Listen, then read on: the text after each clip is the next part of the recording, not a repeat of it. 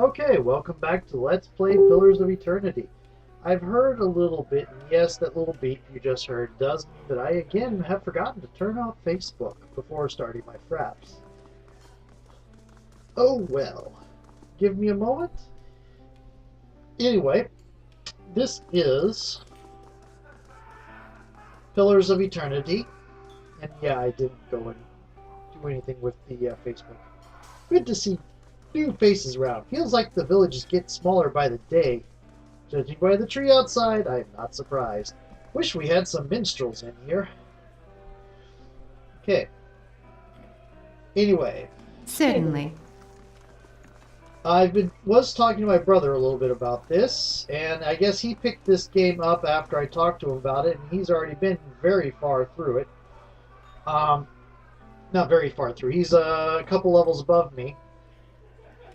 And he does say that, well, fighter's all good and everything, but you get a good one right at the start. So apparently we're going to get a fighter NPC fairly soon. You just come into town? Kith like you seem to do all right. Okay. Why are you going over here? What is this? Scroll of Fan of Flames. Requires 2 lore. We can both use it. Development of a Crucible Knight Part 2. Senior ranks. Right-click for details. You're a villager. You're a drunkard. Who are you then? Another fool come to answer Radric's invitation? Our great lord had my sister run out of town after the boy was born. She was the only family I had left. Not sure where she is now. Blazes, I need another drink. Nice and dry in here. Well, he's not quite dry. As you near, you feel a vibrant history contained in the essence of this woman's soul. Voices from its past seem to call out to you. Reach for the soul. You see the woman emptying her satchel onto her bed, taking stock of her inventory. Potions, bandages, tinctures, and herbs are scattered throughout her room, haphazardly. She bites her lip, head tilted to the side, considering. She begins to repack, one item after the other. Careful deliberation undercut by shaking hands. Each item has clearly marked place, but no matter how she repacks it, she isn't satisfied. The shaking worsens as she empties it out once more, one hand held to her mouth. Tears eke from her eyes as she gives up all semblance of order and shoves everything she can in the satchel, grabbing it and running out of the bare house. Straightening her back, she walks to the docks, chin high, eyes hard and red. Gangly young elf offers his condolences, but she can't see him for the ocean ahead of her. She wanders the docks, offering her services as a doctor to any who will listen, anyone heading out on a high tide. Less than an hour later, she watches her childhood disappear in the distance, a tiny speck of an island, and tries not to jump. Oh dear. Step back. I think we... As you near, you feel a vibrant history containing the essence of this man's soul. Voices from its past seem to call out to you. You see a group of young men standing around a makeshift practice target. This man stands in the middle of them, explaining the construction and use of a bow. He holds it up, pointing out each part as he speaks about what it is and what it does. He then walks away from the target, telling them to remain where they are, and takes his place about 200 feet away. He carefully lines up his shot, explaining what he is doing as he does, and lets the arrow fly. It hits the target dead center, much to the surprise and delight of the boys near it. He smiles, walking toward the boys, talking about proper stance and how to most effectively hold a bow. A noise comes from the tree line near the practice venue, and he stops, scanning the woods, blue eyes squinting against the sun. A shadow moves, making its way through the forest behind them. He draws an arrow, lines up the shot, carefully tracking the motion of the hidden creature. Loosing the arrow, he wastes no time and quickly grabs another. The boys spin, watching the arrow fly into the forest, immediately lost among the trees. There is sudden explosive movement in the undergrowth as a deer erupts from the tree line, running across the edge of the clearing. The boys laugh, turning to joke with the man about his lousy shot. As they stop talking, see him holding the bow and leading the deer with a knocked arrow. They drop to the ground as he looses this last arrow, which flies true and strikes the deer right behind its shoulder, piercing heart and lungs and dropping it dead almost immediately.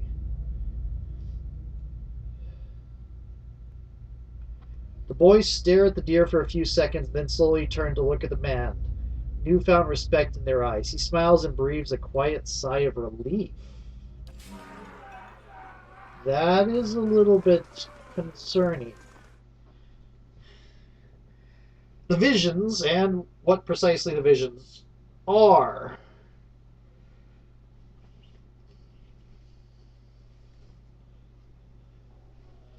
Okay. Carouser, carouser. Have a drink, friend. Not much else of worth in this town, says the woman from Thane. Hey, we said we wouldn't mention Thane. What's that story you told again with the tall fellow and the wee lass? Desolate in the Jeep. Shane shakes Mulligan. I'm on. Let's see if there are. Yep. Oh, I keep on wanting to go reach, and I keep clicking the wrong one. You see a man soar through the air, hitting a nearby wall with a nauseating crunch. He doesn't get up. His attacker, a burly, clean-cut warrior with a carnivorous grin, turns and shoves his fist into the stomach of another assailant, removing another from the impromptu brawl. The bar is a whirlwind of elbows, knees, fists, and feet, with no end in sight, and he is in his element. In the corner, three smaller men speak quietly, throwing malicious glances at the larger man in the center. He breaks a chair over a tattooed head, cackling. The trio position themselves in three parts of the room, and with a terse nod they charge. Unfortunately for them, the man sees them coming. Something in his eyes burns brightly, and all three slump to the ground in an agony that's all in their minds. Oh, that sounds like a cipher. The burly man bows to a room, or maybe a monk, to a room of the unconscious and incapacitated before sauntering out, off-key whistle trailing behind him. Are you a burly man? You do look to be a burly man. Here's a vibrant history again. This is a shorter one.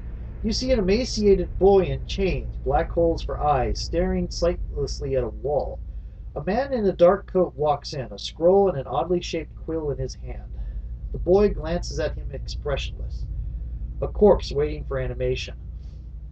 The man clucks at him, disapproval clear in his tone. The boy stands, limbs hanging. The man takes the quill and begins to write in the boy's chest, copying sharp, angular symbols from the scroll. The child does not flinch as the quill digs into his skin, drawing blood as it goes. The wizard finishes with a flourish and barks some arcane command, setting the symbols to glow dully. The boy cries out, knees hitting the stone hard, his chest burning black and red. Finally, the glow disappears, leaving only hard black scars etched into his skin. He slumps sideways, twitching, eyes facing the back of his skull. The wizard grunts, kicking him on the leg on his way out. The boy lies on the floor until dawn, eyes still black like holes, the twitches growing into convulsive shakes.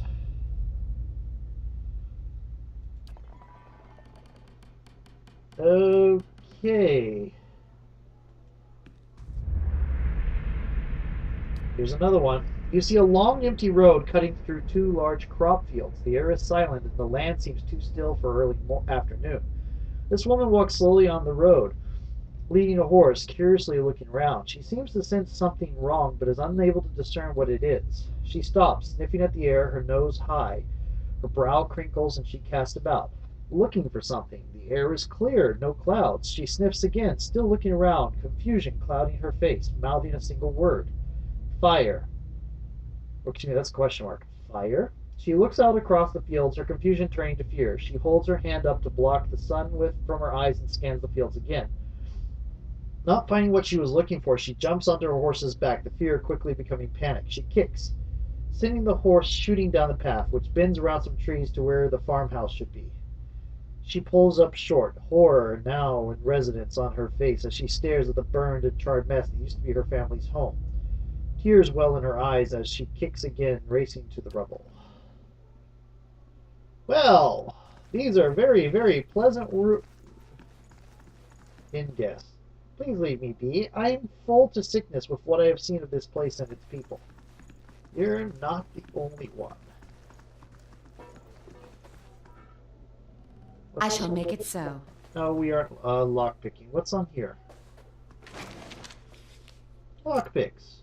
Deerwood, Part 1. Early Colonial History. Okay.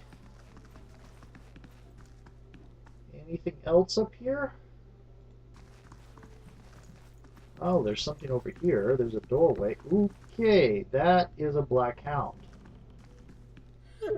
This hound stares intently at the covered window, head cocked as if waiting to hear a particular sound. It looks up when you approach and whines a little more. A low note, tail wagging slightly. Sorry, girl. I don't think he's coming back. Dog whines softly again, head tilting. Well, you could come with me. Maybe we'll find him on the way. The dog's ears perk up. It trots over to you and barks happily. You've gained an item. Black hound added to inventory. What? Inventory? It's a pet. Okay. Let's put that over there. Oh. Oh! That's funny. You can equip pets. It's a much smaller dog now.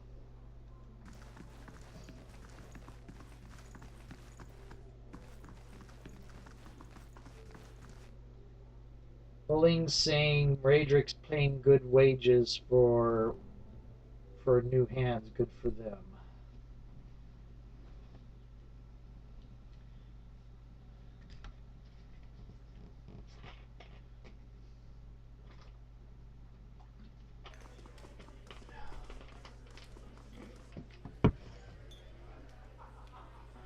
What are my... Do I have a journal? Visions and whispers. Seek help for your condition. I have no side quests. I've already finished the late... Okay.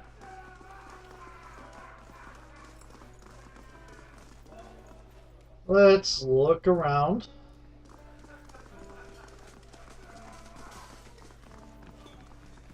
Orlon server. That's not a name. That's a race and occupation. Gotcha. Hail and well met. Well, I'm a little bit down, so I'm gonna get a room, please. Do I have...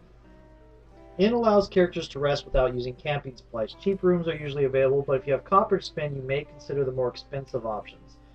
The bonuses they provide last for a long time and affect the entire party. Yeah, I have 220. We'll get the bonus to resolve for the next couple rests. I really like the rest animations. They're pretty cool. Your sleep is restless and fevered, assaulted by hisses and whispers, blanketed with suffocating anxiety.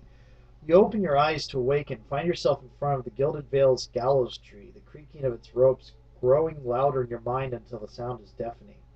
Hanging from the tree is an old dwarf woman whose face has shriveled inward like moldering fruit. Her head hangs limply to one side. As you look at her, she looms larger and larger in your mind until she is mere inches from your face. Suddenly her head snaps up, and her eyes open. They are empty. Behind them is a vast nothingness that makes your stomach drop. Her mouth slowly parts, and with a gust of rancid air she speaks a word. Watcher! You jolt awake, the foul smell of the dwarf woman's breath still permeating your nostrils. Sweat runs down your face in thick droplets, and your skin is soaked from head to toe. You remember the woman. You remember seeing her decaying face when you spoke with the magistrate. He called her an animancer. Though it fills you with a new, queasy apprehension, you feel strange compulsion to see this woman once more, if only to confirm she is truly dead. Party game 464 experience. Oh, okay, so that was seeking help for the condition.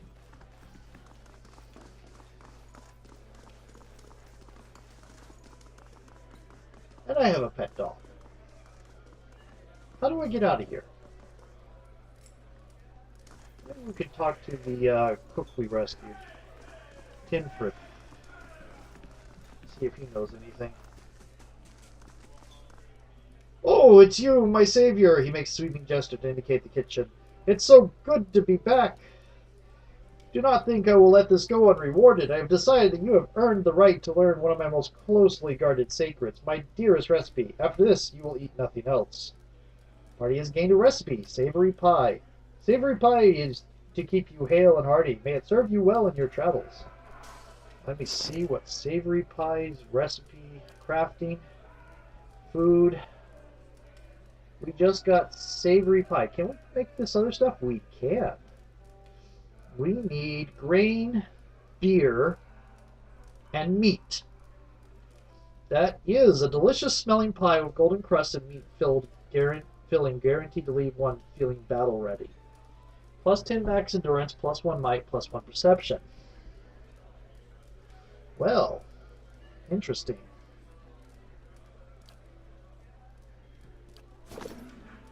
Okay.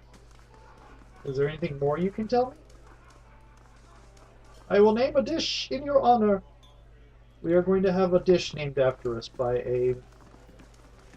something exotic and a little dangerous. I'll need more wine. All attacks are resisted by one of 4 defenses. Deflection, fortitude, reflex, or will. If an enemy is powerful against one type, try an attack that targets a different defense. Okay.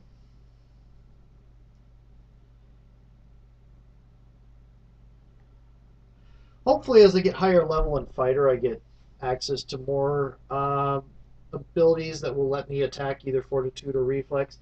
I very much doubt a fighter will get one that attacks will. Villager, probably have nothing to say.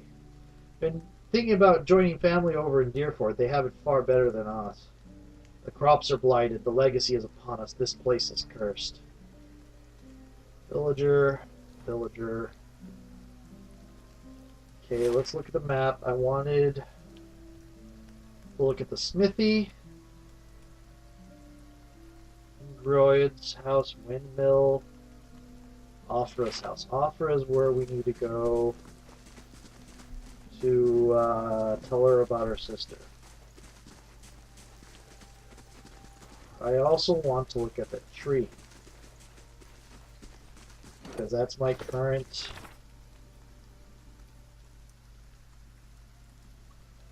That's my... Seek help. Find the dwarf woman from the dream. Yep. Okay, am I right place? Okay. Stop. Black hammer smithy. Ciphers use focus to power their abilities and gain additional focus by causing damage with weapons while their soul whip is active. Soul whip turns off once a cipher's focus is full. And I've been told that's not actually a whip.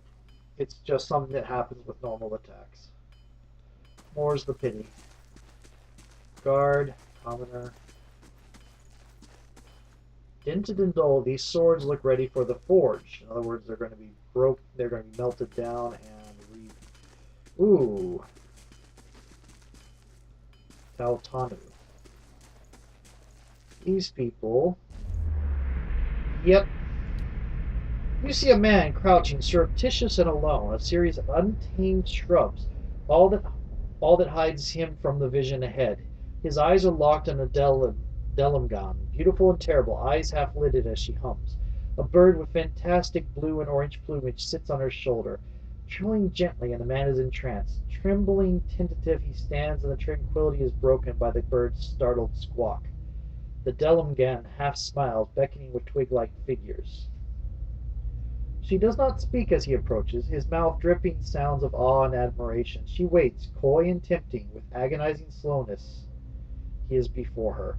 Then something changes. She sees something hanging limply from his side and begins to hiss.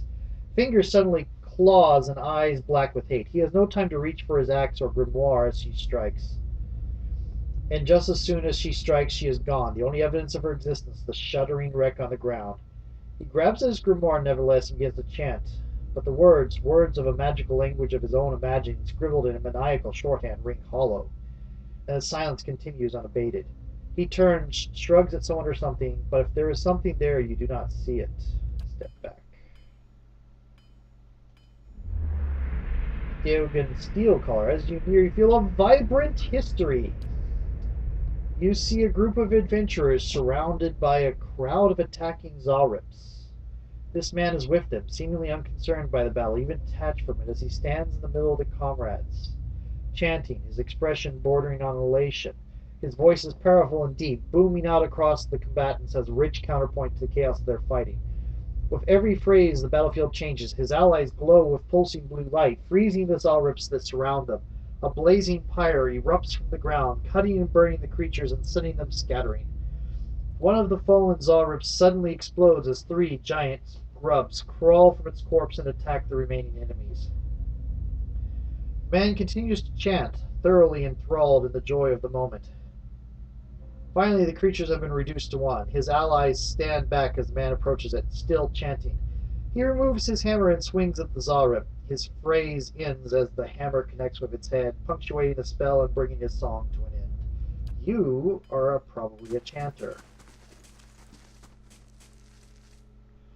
This Al-Mawa man is of an impressive build, towering above the countertop. His skin is the dusky blue of the deeper oceans, and his thick arms boast corded muscles. Small ears frame a square-jawed face coated in smeared soot and arcing black tattoos alike. He offers you a broad smile as you approach. Welcome. You're the first new face I've seen in quite some time. What can I do for you? What do you have here? You come to us at a strange time, I'm afraid. The stock's not what it used to be, but we find weapons and armor to offer yet. All forged right here at the Black Hammer. What happened? We just don't have the supplies. Been expecting the next delivery for near on a week now and haven't seen sign of it. Have to expect they were hit by bandits. The road out east is crawling with them. Or my workers ran off with the wagon themselves, maybe to make some coin. Tuatanus snorts, as if that lot would dare. He's right about the bandits. The dire situations in villages like this, and the exodus to the cities, has created far too many opportunities for unscrupulous sorts. Tuatanu stretches his jaw, thinking, if you happen to be headed that way, maybe you could keep an eye out for a supply wagon. Or my shipment, at least. They'd be cutting through the Black Meadow, I expect. Only good road for it. As it is, most of our weapons go to His Grace, Lord Raederick. Tuatanu glances at the nearby guard, and that's as it should be, but it doesn't leave much for outsiders. We just don't have the iron. I'll find your supplies. You have my things. You bring those supplies back and I'll have plenty more to offer you. A discount to start. Oh, and if you find my workers, tell them to hurry up, or they can take up farming instead. East. Oh, I can't. Do you have anything here for sale? Sorry, I have to keep at this, or Tuatanu will have my hide on the rack next. You're an apprentice. Do you have anything I can sell? Well met, friend. I'd like to see your wares, please. Of course, you won't find anything finer elsewhere. Wolf hide, medium shield here, hide armor, leather armor, lockpick, hatchet, sword, poleaxe, scale armor. Compare. I am also wearing scale armor, exactly the same.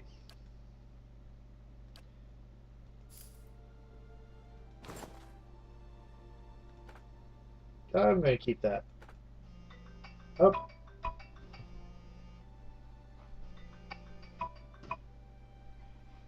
That is my timer. So I'm going to hit trade, and then I'm going to start a new video.